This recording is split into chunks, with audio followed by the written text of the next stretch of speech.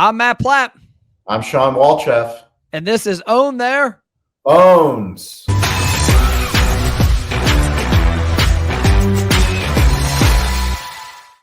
Sean, I could actually say what I'm going to talk about this episode.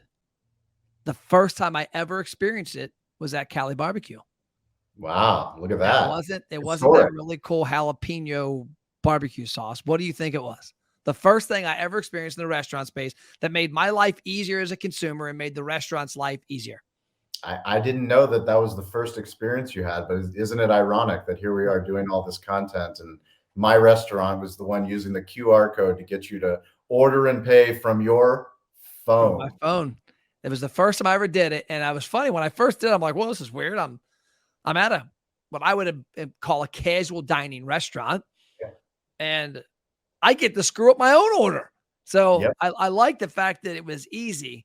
And the reason I want to bring this up was I was just in Columbus 2 weeks ago. My wife and I went on New Year's Eve and saw Dave Chappelle, which was hilarious, by the way. The guy is the equal opportunity offender of everybody. But we went to a chicken place that day. And one of the biggest problems in the restaurant business and across the entire small business world is human resources, finding and retaining people. And we walked in this restaurant and I walk up and there's this two nice screens. And there's actually a nice sign above the screen that says, order here, follow the on-screen prompts, go to the little kiosk, hit the button, chose what I want, goes out. Now the server is bringing my food to me and getting my drink refill. And it's not on her if the order is wrong. It's on me because I'm the one who ordered it. It saved them human capital, which is at a what's the word I'm looking for? At a prime. It's prime real estate right there is human capital.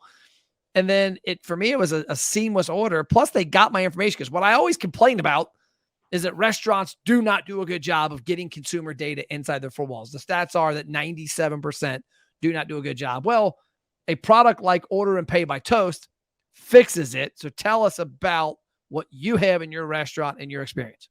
Yeah, so this is a secret, and this is a secret that's going to come out for people that are listening. I want to tell you that when you think of point of sale, when you think of point of sale in your restaurant, you think of a computer, a terminal, you think of hardware.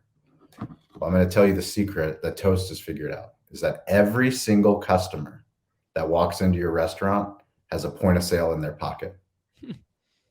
Every single customer that walks into your restaurant, they already have everything they need to place an order with the kitchen. Except restaurant owners were nostalgic about the fact that we need to control everything. It's the same way that salespeople in the food service business, the US Foods of the world, the Cisco's of the world, the Shamrocks of the world, before they would have a salesperson come in and take the order from the chef or the restaurant owner, and they would put it into their proprietary software that only they were trained on how to use. And they would send it to the processing plant so that they could come and they could box up the orders and then they could send them to the restaurant. Well, what is software? Software is there to make everything easier. Hardware is there as a solution to get the software. This device, Own Their Phones, what we're talking about, literally every single customer that walks into your restaurant, your coffee shop, your nightclub, whatever you have, they have the opportunity, if you have the technology partner, like a Toast, that will enable the customer to skip the line. Yep. I have another secret. No one likes to wait in line. I hate waiting in line. When you walk into any business, not just a restaurant business, but if you walk into Lowe's, to Home Depot, to Walmart, what did we do in the last 5 years? We walked into these businesses and we saw a self-service checkout and we laughed at it. Ha, who would ever do that? What are you kidding me? I'm not going to do that. I'm waiting for the cashier. And now what happens? In 2023, you walk into Walmart and you see the line for the cashier and you see nobody standing in line, 7 different self-checkout kiosks. What do? You skip the line and you go and you check yourself out and you don't say anything about it. Literally this morning, I went to CVS, my local CVS here in San Diego in Eastlake. I walk into the store. It's 8:30 in the morning. I just dropped off my kids at daycare. Nobody is at the front of literally, I walked into an empty CVS. I walked in, I got my deodorant, I walked out, I went to the self checkout, rang up my order. No one saw me, no one said anything, and I walked out. I literally thought I was at an Amazon Go. So this is Better Blend, a smoothie shop, acai bowl shop I eat at a lot. Like today, there's my order from today, January 9th. My order from January 8th, yesterday, January 7th, January 5th, January 3rd, January 2nd. So 1, 2, 3, 4, 5, 6 orders in the past 7 days. Yep. I ordered, and I didn't, so you just said this. I ordered on their point of sale on my phone. Yes. I never stood in line. I literally walk in because I order so much. I walk up to the front while people are in line. They literally go, "Hey, Matt, here you go," and they hand me my stuff. People, you have to understand what's happening. This is at the point where we are at digital discrimination. So those people that understand that we are in a digital economy, they will no longer have to suffer waiting in line, waiting in a drive-through. The top restaurant brands, they're not even creating drive-throughs, double drive-throughs. That's no longer a thing. The things that they're building into the futures, how do I process an order through my phone so that I get there ahead of time and I skip everybody else? Yeah. That is what's happening. And when you're talking about order and pay, we do no longer have servers at our restaurant. Our servers have been converted to bartenders and hospitality hosts. Yep. And now what does this do? This really helps us with labor, but more importantly, it empowers the customer to order the food, order the appetizers, order the kids' meals, order the drinks when they want to order the drinks. It allows them to pay when they want to pay. One of the most difficult parts of any service business, when you have a full service business, is to understand, okay, we just did an incredible job greeting the guest when they walked in, giving them the menus, explaining the specials, taking their order, bringing out the incredible food, bringing the dessert, upselling to the dessert. Now, can I have the check? Well, where's the server? Can I have the check? The service isn't over. Can I get a drink? Now you get the check. Now, where's the server? Can you come pick up my credit card? Yeah. I mean, I can't tell you how many times I get the check and I hand them the credit card while they're giving me the check so that they don't walk away and disappear. Yeah. Don't even look at it anymore. Why do we do that? We do that because we didn't have the technology. Yeah. Well, now we have the technology. Allow the guests to do what they want to do. Stop making it so difficult for people to order and pay.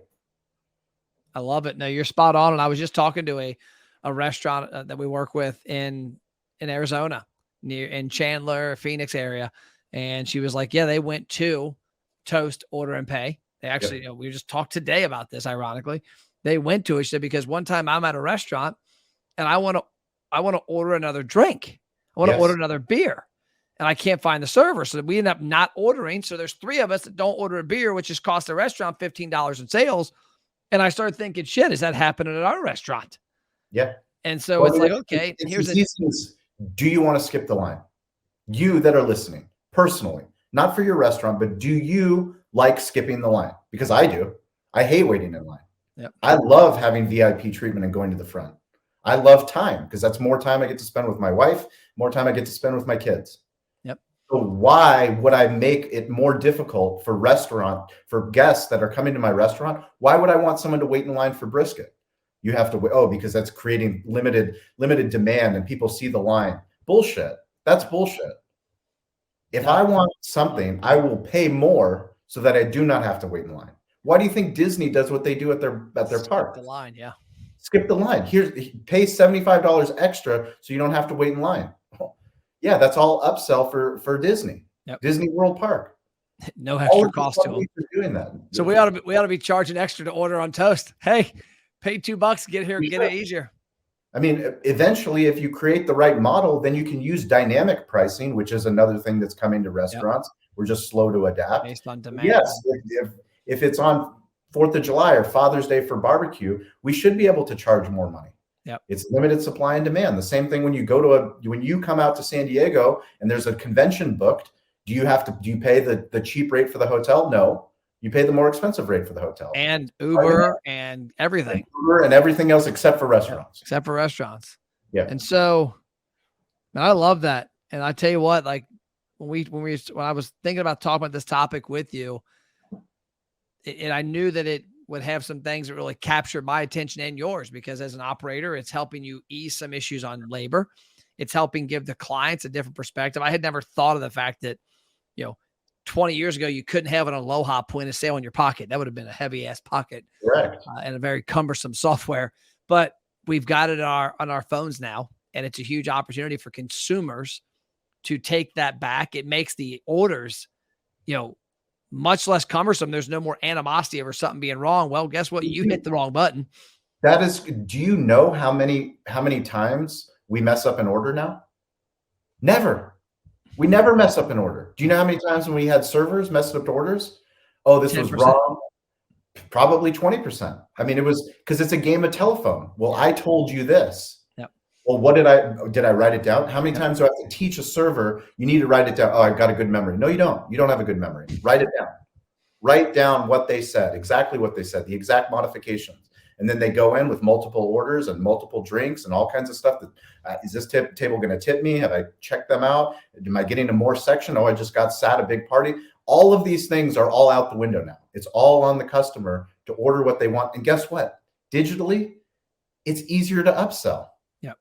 I was going to bring that up too. The desserts, big pictures, ad sides. I think I saw a stat recently. Like people are like 30% more likely to choose an upsize and a side item than they are with a server, especially a dessert. Like you see that big picture, that chocolate and that brownie, you're clicking the button and it's game over. So when we switched to Toast Order and Pay and we added Toast Online Ordering, we have Aaron who runs Rising Tides Creative. So he does all of our long form video content. When I'm going to Rob Deerdeck and I have a video team, he's the team that I bring with me. He loves pulled pork. He orders pulled pork all the time from our restaurant. Well, do you know what he also loves? He also loves grilled onions and grilled jalapenos.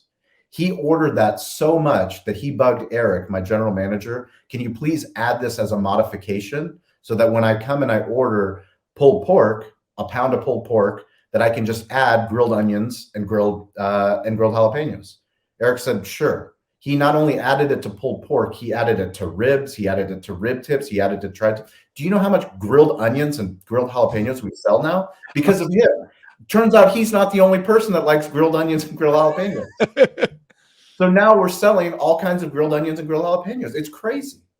And it costs us nothing. Nothing. No server is going to go, would you like grilled onions and grilled jalapenos on your brisket? Yeah. But yet digitally, when we go back through and we look at the data, because it's not someone telling us subjectively, it's objectively looking at the data. Holy shit, we sell a lot of grilled onions and grilled jalapenos. And we'll end it this way. I heard a lot of people say this. I've been talking about it for a while, but when people hear from other credible sources, they believe it more. Damon John was talking recently to a restaurant owner on a podcast, and he said, how would you increase sales? He goes, well, there's really only three ways. You can find new customers.